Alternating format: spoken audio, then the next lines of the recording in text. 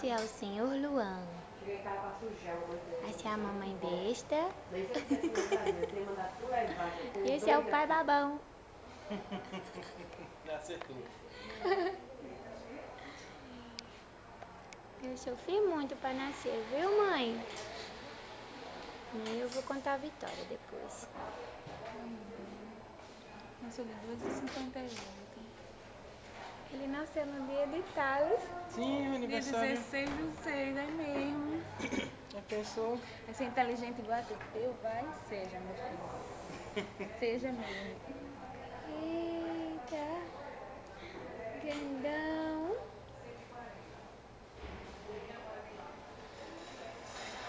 Interessante, né? Nasceu mesmo mais. assim. Parece que só tem diferença de 4 horas. Foi? Não mais. Não foi às 7? Não, 9/2.